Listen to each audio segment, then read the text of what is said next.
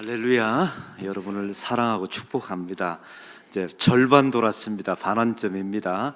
어느 손을 들고 제 구호를 좀 따라해 주시기 바랍니다. 3대가 은혜 받게 하옵소서. 육체 한계를 뛰어넘게 하옵소서. 완주하게 하옵소서. 도약하게 하옵소서. 아멘. 아멘. 아멘. 이루어질 줄로 믿습니다. 이번 특세를 하면서 또 칭찬하고 싶은 분들이 계십니다. 우리 주차봉사단이 항상 여러분보다 1시간 먼저 나오셔서 항상 주차 안내해 주신 것 너무너무 감사드립니다.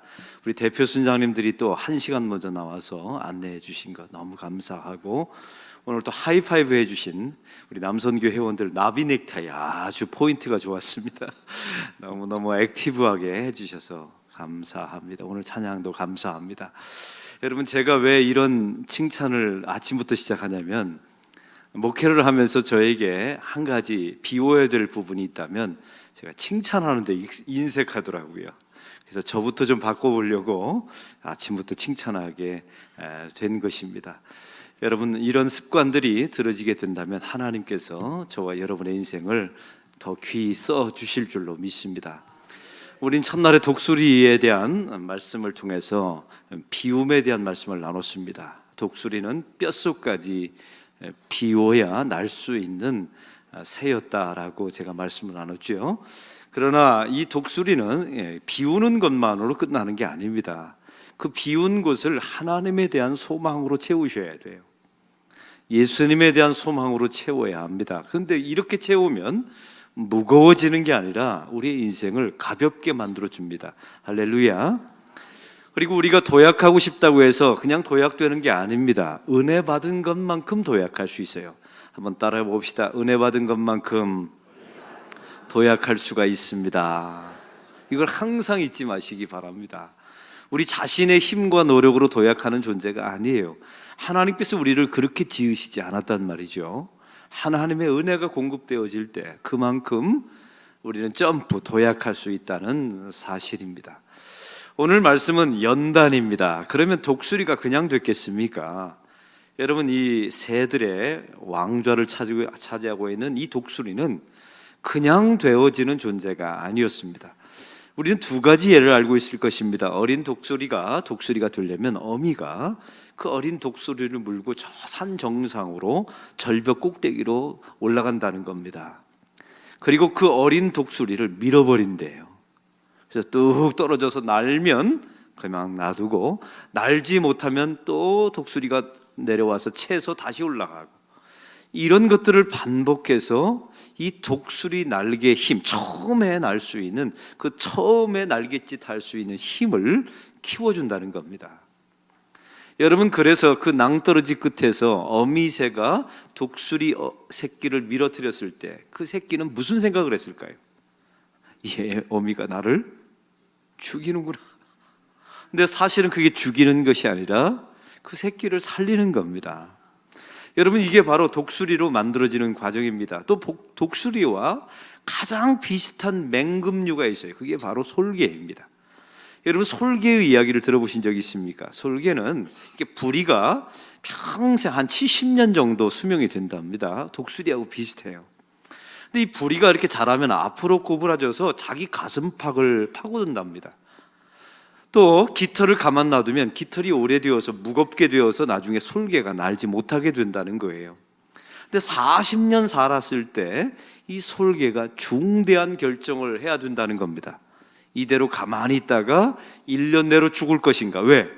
부리가 파고드니까 가슴을 찌르니까 죽을 수밖에 없겠죠. 아니, 또한 짐승을 잡아먹을 수 없으니까 죽을 수밖에 없는 것 아닙니까? 그래서 나이가 40세가 되었을 때, 이 부록의 나이가 되었을 때 솔개가, 여기 부록의 분들은 이 말씀을 깊이 생각해 보십시오. 일생의 결단을 해야 된다는 겁니다. 그래서 절벽 꼭대기에 올라가서 그 나무, 그 바위 벽에다가 자기 부리를 정신없이 피가 철철 나도록 쪼아서 부순다는 겁니다. 그리고 나서 150일 동안 기다리면 새 부리가 나와서 또 나머지 30년을 살아낼 수 있다는 거예요. 자기의 모든 무거운 날개, 자기 몸을 무겁게 하는 모든 날개를 부록의 나이에 40세 절벽 꼭대기에 올라가서 다 뽑아버린답니다. 그 뽑은 그 새만 150일 동안 기다리면 또 새로운 털이 나와서 나머지 30년을 살아낼 수 있다는 것입니다. 여러분, 하나님께서 세상의 창조의 질서도 이렇게 만들어 놓으셨어요. 연단되지 않고 이런 엄청난 피 흘림의 고통 없이 만들어지는 존재는 없다는 사실입니다. 제가 좋아하는 시 가운데 이런 시가 있어요. 연단은 깨어짐이다 라고 하는 시입니다. 너무나 기가 막힌 표현 아닙니까? 우리가 하나님 앞에 연단되고 성장하려면 반드시 깨어져야 된다는 거예요. 내가 당연하게 여겼던 것, 나를 익숙하게 만들었던 이 모든 것들이 한번 와장창 깨져야, 아니 깨지지 않으면 내가 깨트려야만 성장할 수 있다는 사실입니다. 할렐루야. 저희 집에는 반려식물이 있습니다. 다른 집안에는 반려동물을 키우는데 저희 집은 반려식물이 있어요. 근데 제 아들이, 첫째 아들이 태어났을 때 한 교인이 관음죽 하나를 선물을 해줬어요. 근데 이걸 26년 동안 키운 겁니다. 얘가 나이가 26세, 이래봬도 26살이에요. 이게 얼마나 컸는지 저희 집 천장에 닿습니다. 상상이 안 되시는 분은 저희 집에 한번 오십시오. 제가 보여드릴게요. 아마 여러분 세상에 그렇게 큰 관음죽을 처음 봤을 거예요. 이건 제가 26년 동안 키웠다니까요. 근데 이 관음죽은 한 가지 특징이 있어요. 이게 그냥 놔두면 이런 크기로 자라지 않습니다. 조그만한 화분에 있을 때는 자그만해요. 더 이상 자라질 않아요. 근데 놀라운 사실은 이 관음죽을 크게 만들려면 분갈이를 해줘야 합니다. 그런데 이 관음죽은 대나무이기 때문에 온 힘을 다해서 이 화분 전체를 꽉 채우고 있어요. 뽑아낼 수가 없는 겁니다. 이걸 분갈이할 수 있는 유일한 방법 한 가지밖에 없어요. 뭘까요? 화분을 깨야 합니다. 묻습니다. 26년 동안 몇 번 깼을까요? 6번 깼어요. 여러분 깰 때 얼마나 아까운지. 왜냐면 이게 아주 예쁜 항아리였거든요. 화분이었는데 이걸 주저함 없이 깨야 이게 분갈이가 되고 26년 동안 그 아이가 저희 집은 그걸 그 아이라고 부릅니다. 왜냐면 반려식물이기 때문에 그 아이가 26년 동안 자라서 천장까지 닿는 커다란 나무가 된 거예요. 여러분, 그냥 나무로 성장하는 게 아닙니다. 깨어짐이 있어야, 그 아까운 걸 깨야 성장과 도약이 있다는 사실을 저는 26년 동안 반려식물을 키우면서 배웠습니다. 바로 오늘 그런 말씀의 관점으로 본문을 보길 원합니다. 여러분, 욥은 다복한 가정이었습니다.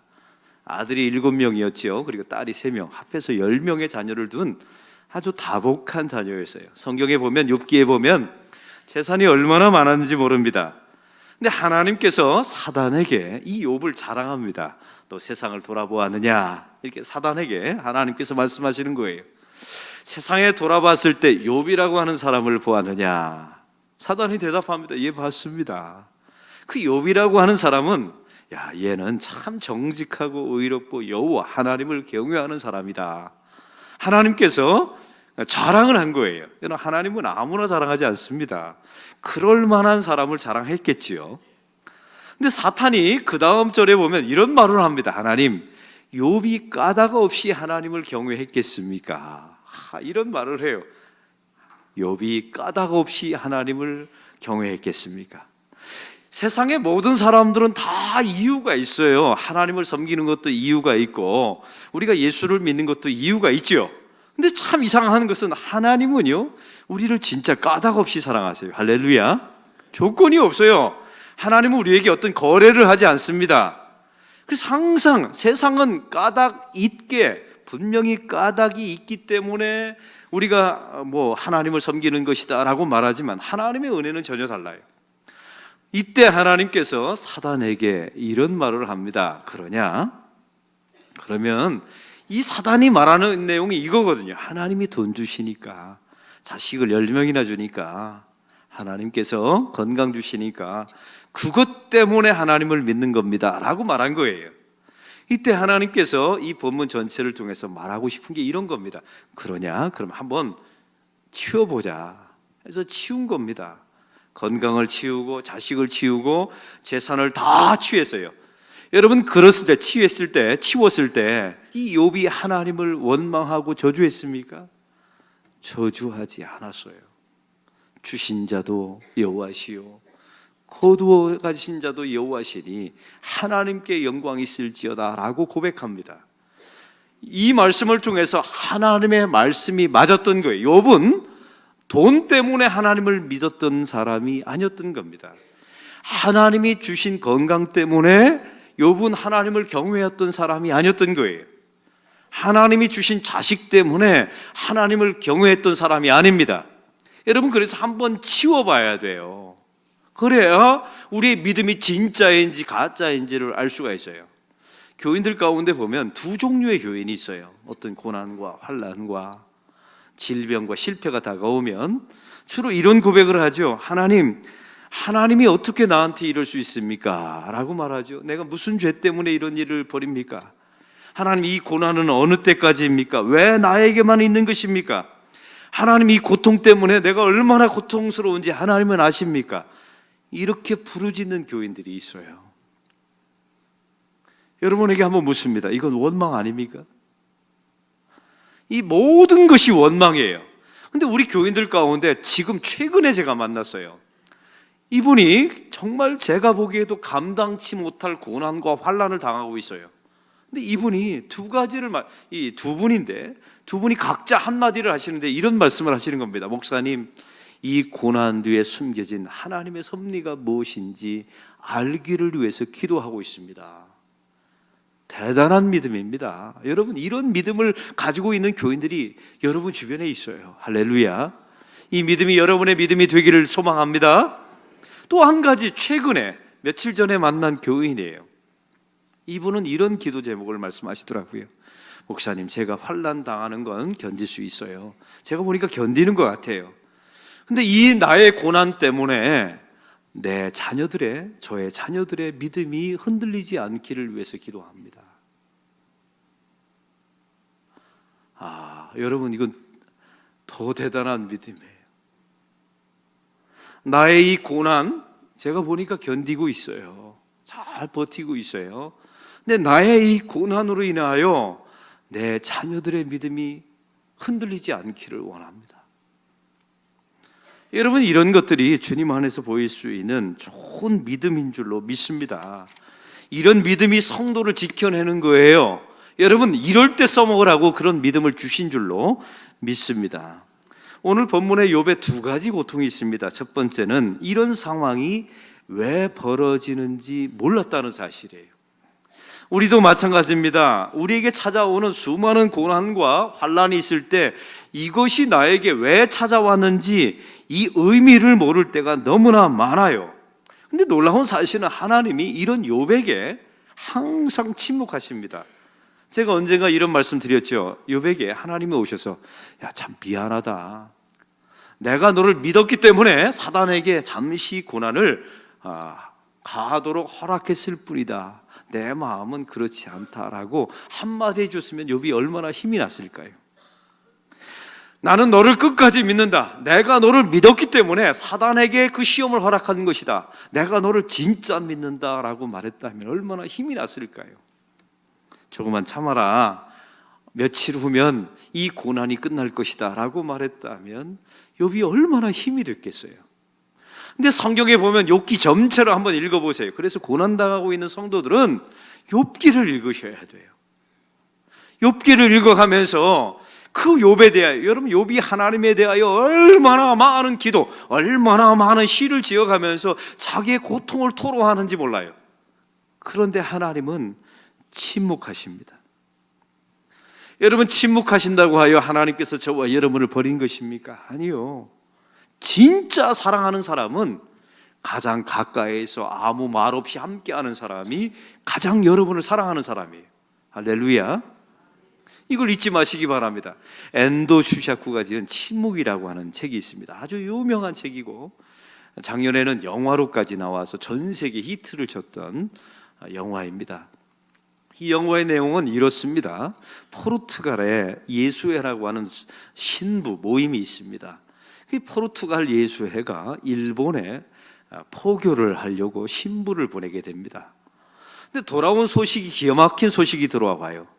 일본에 파송됐던 이 포르투갈 신부들이 배교했다는, 놀라죠. 사제들이 배교를 한 겁니다. 신부들이 이 배교했다는 소식이 들려와요. 이 포르투갈 예수회가 이 전해온 소식에 충격을 받습니다. 그래서 이게 사실인가 아닌가 알아보려고 파견을 해요. 그 파견했던 3명의 신부 가운데 한 명이 로드리고라고 하는 신부가 있습니다. 이게 이제 주인공입니다. 로드리고 신부가 이제 일본에 몰래 잠입을 했는데 보니까 자기를 기다리고 있는 일본에 천주교 신도들이 있는 거예요. 함께 예배드리고 세례를 베풀고 함께 이제 신앙생활을 하게 됩니다. 근데 놀라운 것은 내부 고발자를 만나게 돼요. 그 내부 고발자는 어디나 있는 것 같아요. 이 내부 고발자가 예수의 신부가 다시 잠입해서 우리에게 세례를 베풀었다는 사실을 일본 관원에게 밀고합니다. 그래서 일본 관원이 덮치게 되죠. 이때 로드리고 신부는 가까스로 도망쳐 나오고 자기가 세례를 주었던 일본의 성도들이 다 잡히는 거예요.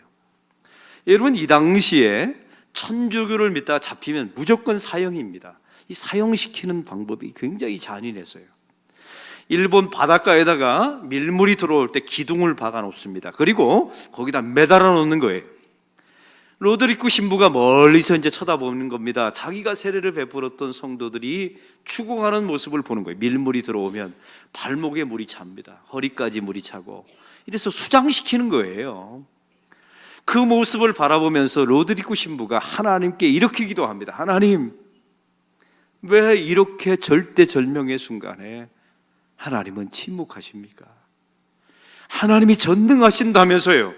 그러면 당신의 능력을, 나의 백성이 고난당할 때 당신의 능력을 보여야 되는 것 아닙니까? 라고 절규하면서 하나님 무슨 말씀 좀 해달라고 하나님께 부탁을 합니다. 점점 물은 차들어와서 목까지 왔어요. 자기가 세례를 베푼 모든 교인들이, 여러분 정말로 일제시대 막부시대 때 예수 믿는 사람들이 다 이렇게 죽어갔다는 거예요. 그리고 밀물이 들어와서 성도들의 수장을 다 시킵니다. 시간이 많이 지난 후에 썰물이 지나고 나서 보니까 자기들이, 이 로드리고 신부가 세례를 베푼 성도들이 다 죽어 있어요. 물에 팅팅 불어가지고 죽어 있는 거예요. 로드리고 신부가 이제 절망합니다. 낙심하죠.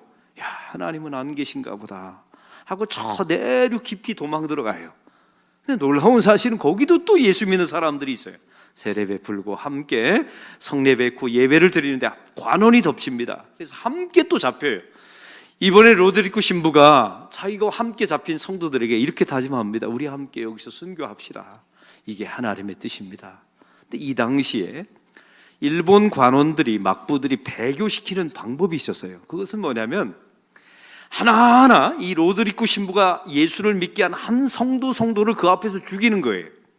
그러면서 로드리고 신부에게 이걸 요청합니다. 여기에 예수님의 성상, 얼굴을 깔아 놓을 테니까 이걸 밟고 지나가면 네가 세례를 준 성도들을 살려주겠다라고 말합니다. 굉장히 잔인한 방법이죠. 이럴 때 로드리고 신부가 결심을 합니다. 성도들에게 이것은 하나님의 뜻이 아니다. 우리 다 함께 순교하자 하고 함께 순교하기로 결정해요. 근데 그때 이 로드리고 신부에게 일생에 단 한 번도 들려오지 않았던 예수님의 음성이 들립니다. 밟아라. 나를 밟아라. 나는 이 땅에 밟히기 위하여 왔느니라. 그러나 나를 밟는 너의 발이 아프리니 나는 그것만으로 족하니라. 밟아라. 나를 밟아라. 나는 이 땅에 밟히기 위하여 왔느니라. 그러나 나를 밟는 너의 발이 아플 것이다. 나는 그것만이면 된다. 이런 주님의 음성이 들립니다. 그리고 로드리고 신부가 그 예수님의 성상을 밟습니다. 그리고 그 성도들을 살려내요. 저는 이 로드리고 신부가 만난, 이 저자였던 엔도 슈샤쿠가 만난 예수님이 성경에 나와 있는 예수님이라고 믿습니다. 우리 예수님은 그런 분이세요. 사랑하는 성도 여러분, 그래서 고난의 장면에 항상 주님께서는 침묵하십니다. 그러나 여러분의 인생의 가장 결정적인 순간에 주님께서 말씀을 통하여, 설교를 통하여, 하나님의 사역자를 통하여 여러분에게 말씀하실 줄로 믿습니다. 저는 오늘 이 설교를 준비하면서 제 머릿속에 떠오른 몇 명의 교인들이 있었어요. 지금 서울 세브란스 병원에서 6개월밖에, 젊은 자매인데 6개월밖에 살지 못한다는 진단을 받고 온 몸이 굳어지는 경화증, 난치병을 겪고 있는 우리 교회 집사님이 계십니다. 그분도 생각이 나고, 우리 교인들 가운데 암으로 투병하는 교인도 생각나고, 사업이 무너져서 생활비 없이 살아가는 교인들도 생각나고, 이 설교를 준비하면서 하나님, 그런 사람들에게 이 부족한 종의 설교가 힘이 되게 해 주십시오. 이 부족한 종의 설교가 그 교인들에게 오늘만이라도 소망으로 가득 찰 수 있는 하루가 되게 해 주십시오. 이런 마음으로 오늘 설교를 준비했습니다. 하나님께서 바로 그분들에게 반드시 말씀하실 줄로 믿습니다. 하나님께서 침묵하시는 것처럼 보이지만 결국 주님께서 그들과 함께 하실 줄로 믿습니다. 또한 욥은 두 번째 고통이 있었습니다. 하나님을 찾았는데 하나님이 보이지 않았다는 사실입니다. 사실 우리의 눈에는 하나님이 보이지는 않습니다. 이 욥의 친구들이 찾아와서 충고하죠. 가장 큰 충고의 내용이 무엇이었습니까? 회개하라는 겁니다. 너의 죄 때문에 고난당하는 것이니 회개하라. 말은 맞는데 이런 말은 위로가 되지 않습니다. 그 사람에게 힘이 되지 않죠.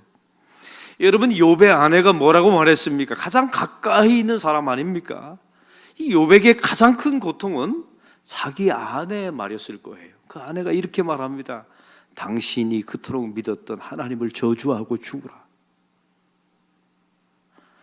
여러분, 이런 말 하면 안 됩니다. 가장 가까이 있는 사랑하는 가족들에게 이런 말 하는 것은 저주예요. 네가 믿는, 당신이 그토록 믿었던 그 하나님을 저주하고 죽으라. 어떻게 이런 말을 할 수가 있겠습니까?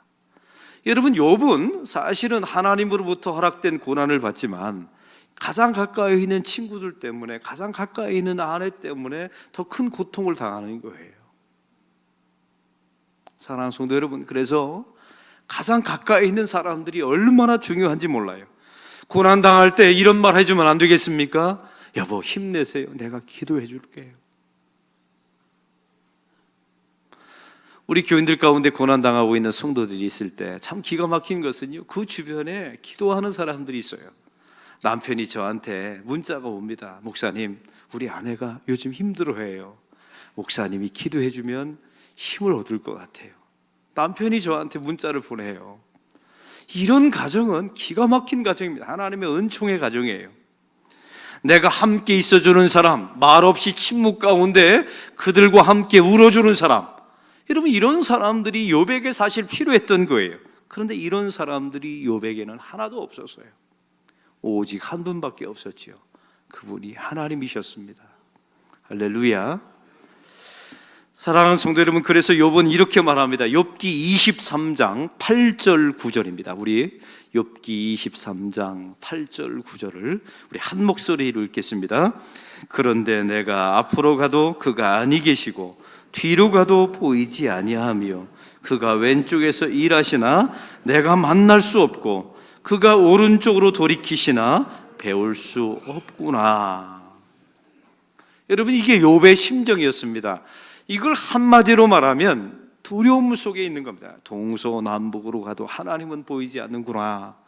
그래서 자기 자신에게 밀려오는 두려움 때문에 이 욥은 고통을 당하고 있습니다. 이 사람에게 찾아오는 가장 큰 어려움과 고난은 질병과 가난과 질병, 이런 것들이 아니라 그것으로 인하여 우리에게 찾아오는 두려움이에요.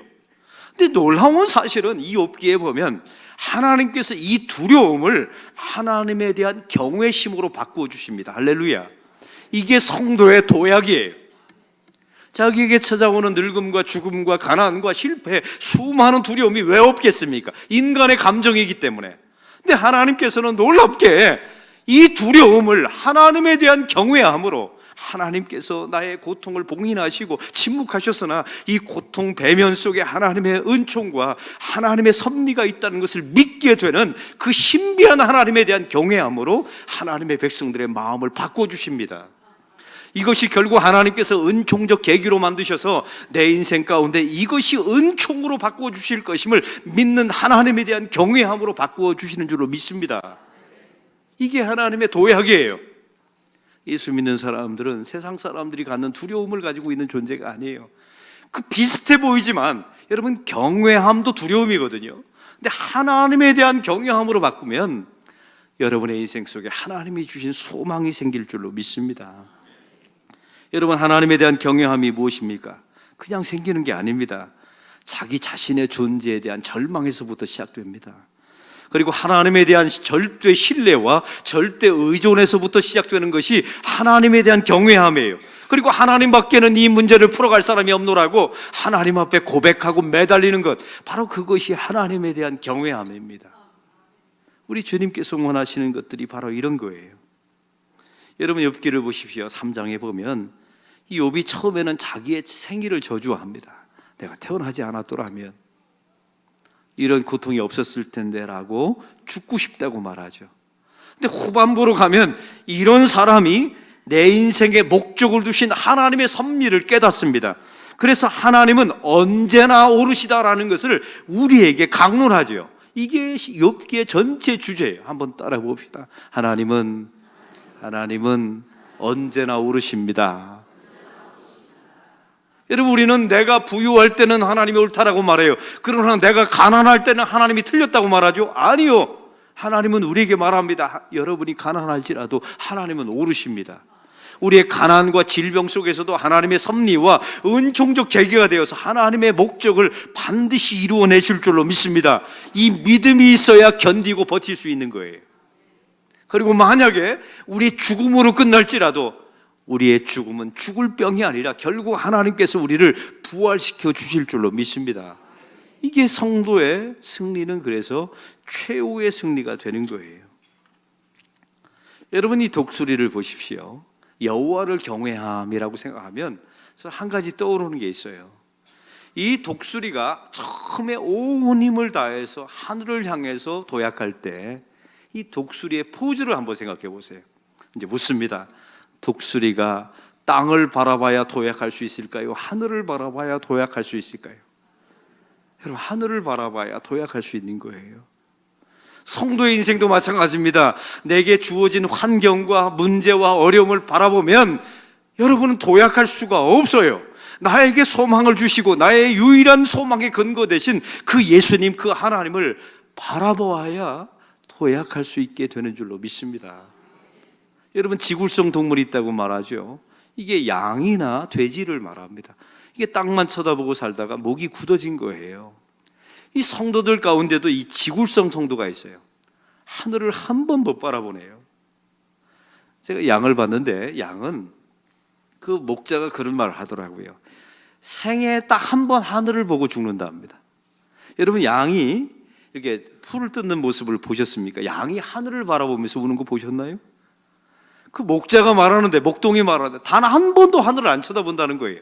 근데 딱 한 번 본답니다. 언제 보냐면 양을 잡을 때 이게 거꾸로 뒤집어 놓고 배를 가르거든요. 그때 하늘을 딱 한 번 보고 죽는데요. 비참하죠. 돼지도 마찬가지입니다. 여러분, 돼지는 지굴성이, 본래 하나님께서 돼지를 만들었을 때는 하늘을 바라볼 수 있도록 유연한 목으로 만드셨을 것 같아요. 근데 땅만 바라보며 땅에 있는 양식만 구우며 살다가 이 목이 지굴성이 굳어버린 거예요. 근데 돼지가 한번 하늘을 바라볼 때가 있답니다. 지나가다가 구덩이에 빠지면 뒤집어져서 하늘을 바라본다는 거예요. 성도의 인생도 마찬가지입니다. 살다가 구덩이를 만나고 우리가 죽음을 만나서 내 인생 전체가 뒤집어지면 그제서야 보이지 않던 하늘이 보입니다. 할렐루야. 이것이 성도의 또 한 번의 도약인 줄로 믿습니다. 그래서 오늘 하나님을 경외하게 된 욥의 고백을 보십시오. 10절의 말씀을, 우리 10절의 말씀을 다 같이 읽겠습니다. 그러나 내가 가는 길을 그가 아시나니 그가 나를 단련하신 후에는 내가 순금같이 되어 나오리라. 아멘. 여러분, 우리가 두려워하지 마십시오. 하나님을 경외하게 주께서 만들어 주실 줄로 믿습니다. 하나님은 틀리지 않습니다. 하나님은 언제나 옳으십니다. 이 고백을 하게 될 줄로 믿습니다. 우리의 지굴성 인생이 하늘을 바라보는 인생으로 주님께서 이 고난을 통하여 우리를 만들어내실 줄로 믿습니다. 오늘 성경은 말하죠. 내가 가는 길을 그가 아시나니. 한번 따라해 봅시다. 내가 가는 길을 하나님이 아시나니. 하나님이 아십니다. 이 말은 함께 하신다는 말씀입니다. 할렐루야. 함께 하세요. 침묵하시지만 함께 하시고 결정적인 순간에 주께서 여러분에게 말씀하실 것입니다. 나의 처음과 끝을 아십니다. 합력하여 선을 이루게 하실 것입니다. 나를 결국 구원의 자리까지 하나님께서 인도해 내실 줄로 믿습니다. 그리고 성경은 말합니다. 그가 나를 단련하신 후에 그냥 만들어지는 게 아니에요. 저는 공대를 나왔어요. 이 쇠를 단단하게 만드는 방법은 딱 두 가지밖에 없어요. 하나는 두들겨 패는 거예요. 그래서 여러분 계속 패서 정을 쳐서 단단하게 조직을 만드는 거죠. 또 하나는 이 불과 물에다가 계속 반복해서 담금질하는 겁니다. 하나님은 자연 속에서 사람의 연단의 방법을 다 이미 주셨어요. 두드려 맞든지 아니면 물 속에 왔다 갔다 냉탕온탕 들어가든지 이런 과정을 통해서 하나님 쓰시기에 치밀한 인생, 도약하는 인생으로 만들어 주신 줄로 믿습니다. 그리고 성경은 말하죠. 정금같이 나오리라. 우리 주님께서 쓰실 만한 쓰기에 합당한 사람으로 만들어질 줄로 믿습니다. 제가 어제 우리 노회장님과 식사를 하게 되었어요. 우리 동로회 노회장님 아들이 2명 있는데 첫째 아들이 의사로 키우셨더라고요. 근데 이게 가난한 교회 목사님이다 보니까 사모님이 이게 이제 간호사 생활을 하면서 모든 돈을 벌어서 다 자식 의대 공부를 시킨 거예요. 그러니까 얼마나 귀한 아들입니까? 교인은 100명도 안 되는 자그마한 교회에서 의사 1명을 이 아내가 사모님이 직업을 가지면서 키워낸 거예요. 이 목사님 가정에 이런 생각이 든 겁니다. 이제 며느리를 잘 봐야지. 의사 아들을 두면 열쇠 3개 가지고 있는 며느리가 온다는데 그러면 내 아들도 고생이 끝나고 이제 우리는 뒷바라지 않아도 된다. 이렇게 마음을 가지셨나 봐요. 이 목사님의 이야기입니다. 저한테 해주는 거예요. 근데 며느리감을 데려왔는데 이게 어떤 며느리감을 데려왔냐면 고신대에서 같이 병원에는 있는데 간호사를 데리고 온 거예요. 근데 그냥 간호사가 아니라 집안이 폭삭망한 돈 한 푼도 없는 여자친구를 결혼하겠다고 목사님한테 데려온 겁니다. 여러분 허락할래요? 안 할래요? 왜 대답이 없으세요? 여러분 내가 진짜 평생을 다 바쳐서 이 아들을 하나 잘 되기 위해서 직업을 아내가 사모님이 하면서 가르쳤어요. 이제 고생 끝나나 보다 하면서 열쇠 3개 기다렸는데 진짜 가난한 간호사를 데리고 온 거예요. 이 부모님이 말은 하지 못하는데 여기까지 반대하고 싶은 마음이 안 된다라는 말이 여기까지 나왔다는데 말은 하지 않았다는 겁니다. 근데 이걸 아들이 눈치챈 거예요. 그래서 이제 헤어지려고 아들이, 왜냐하면 너무너무 힘드니까, 가정생활이 힘들고 또 너무 가난하니까 헤어지려고 마음을 먹었는데 그 자매가 자기한테 편지를 보내더라 합니다. 마지막 편지라고. 편지의 내용을 여러분에게 소개합니다. 이 시아버지가 저한테 이 내용을 소개하는 거예요. 아들이 그 편지를 읽고 자기한테 보여주더라는 거예요. 내용은 이렇습니다. 당신을 만나서 내가 너무나 행복했습니다. 그리고 나는 너무너무 가난하고 내 아버지 어머니가 사업이 망했습니다. 그러나 나는 내 아버지 어머니를 원망해 본 적이 없습니다. 그리고 내 아버지 어머니의 빚을 갚으려고 내가 10여 년 동안 간호사 생활을 하면서 빚을 거의 다 갚았습니다. 나는 고난 속에서 연단 받았습니다. 이제는 연단 받은 나로서 당신의 인생 속에 어려움이 있다면 함께 짐을 짊어질 수 있다고 저는 생각합니다. 이런 내용을 보낸 거예요. 별 감동이 없으신 것 같아요. 그 편지 내용을 제가 외워가지고 왔거든요. 그걸 어제 밥 먹으면서 이거 내일 설교 시간에 내가 써야지. 그런데 이 남자친구가요, 이 아들이 그 편지를 보면서 통곡하면서 아버지, 이런 자매라면 결혼해도 되지 않습니까? 이때 우리 노회장 목사님이 그랬다는 거 아닙니까?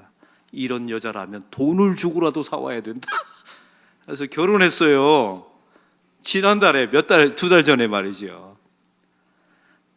여러분, 이런 내용을 보면서 하나님께서는 그 고난 중에서 이 예수를 잘 믿는 자매인데 그 고난을 연단으로 여기고 자기 아버지를 원망하지 않고 10년 동안 빚을 갚으면서 언젠가 나에게 고난이 찾아올지라도, 당신에게 고난이 찾아올지라도 나는 잘 견딜 수 있도록 준비되었습니다.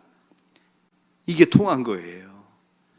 여러분, 이래서 결혼한 가정 이야기를 제가 들었습니다. 할렐루야. 이게 도약이지 않습니까? 제가 잘 아는 우리 장경도 목사님의 사모님이 계십니다. 여러분, 장경도 목사님이 지금 잘 나가시지만 이 초기의 결혼 생활에는 진짜 찢어지게 가난했다 합니다. 어느 정도로 가난했냐면 사모님이 시장에 가서 시래기, 이렇게 배추를 다듬으면 쓰레기가 있지 않습니까? 그걸 주워다가 국을 끓여 먹기를 10년을 했대요. 여러분, 얼마나 가난했겠습니까? 근데 놀라운 사실은 나중에 시간이 많이 지나고 나서 우리 교회, 제가 지난번에 있었던 교회에 와서 간증을 부부가 함께 하는데 사모님이 이렇게 말하더라고요. 그때는 찢어지게 가난했지만 불행하지는 않았습니다. 그리고 그 다음 말이 중요합니다. 다시 또 나에게 이런 고난이 다가올지라도 그 고난이 싫지만 두렵지는 않습니다. 정답입니다. 여러분, 내 인생에 고난이 없을 거라고요? 아니요. 마지막 여러분의 감당하지 못할 죽음의 여러분 고난이 찾아오고 있어요. 시시각각. 나는 싫어요. 고난이 싫지만 이제 주님의 사랑과 은혜를 경험하면서 두렵지는 않는, 이제 그 두려움이 하나님을 경외함으로 바뀌는, 그 두려움 너머에 하나님의 신비, 하나님의 섭리를 바라보는 성도가 될 줄로 믿습니다. 이런 성도가 되시기를 주의 이름으로 축원합니다. 우리 다 함께 주가 보이신 생명의 길을 찬양하면서 우리 기도하는 시간 갖도록 하겠습니다. 오늘 말씀을 생각하면서 주가 보이신 생명의 길